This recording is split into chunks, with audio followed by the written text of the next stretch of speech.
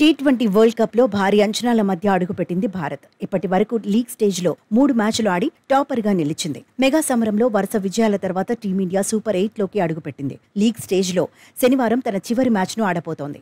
ఆ తర్వాత టీమిండియా తదుపరి మ్యాచ్లు కరేబియన్ లో జరగనున్నాయి. కెనడాతో మ్యాచ్ పూర్తయిన తర్వాత అక్కడికి పయనమవుతుంది. ఈ క్రమంలోనే టీమిండియా నుంచి ఇద్దరు ప్లేయర్లు భారత్కు తిరిగి వస్తారని తెలుస్తోంది. కెనడాతో కూడా మ్యాచ్ను గెలిస్తే లీగ్ స్టేజ్లో భారత్ ప్రయాణం టేబుల్ టాపర్గా ముగుస్తుంది. ఆ తర్వాత వెస్టిండీస్లో సూపర్ 8 మ్యాచ్లతో పాటు సెమీఫైనల్స్, ఫైనల్స్ ఆడాల్సి ఉంటుంది.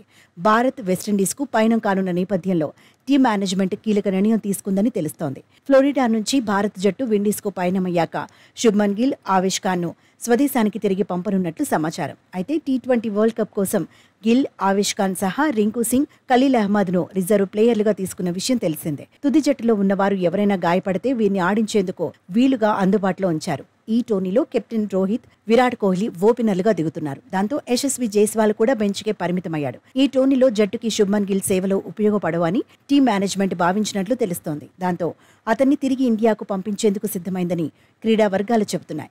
గిల్తో పాటుగా ఆవేష్ ఖాన్ను కూడా భారత్కు పంపిస్తున్నారని తెలుస్తోంది. వెస్టిండీస్ పిచ్లు ఎక్కువగా స్పిన్నర్లకు అనుకూలంగా ఉంటాయి. సూపర్ 8 మ్యాచ్ల్లో ఇద్దరు పేసర్లతోనే భారత్ బరిలో దిగే ఛాన్స్ ఉంది. బూమ్రా, హర్షదీప్ లేదంటే సిరాజ్ తుది జట్టులో ఉంటారు. హార్దిక్ ఆల్రౌండర్ కాబట్టి అతని పేస్ బౌలింగ్ కూడా జట్టుకు ఉపయోగపడుతుంది. ఫాస్ట్ బౌలర్లలో ఒకరు గాయపడ్డా ఆవేష్ ఖాన్తో అవసరం ఉండదని మేనేజ్మెంట్ భావించి అతన్ని కూడా భారత్కు పంపుతున్నట్లు సమాచారం.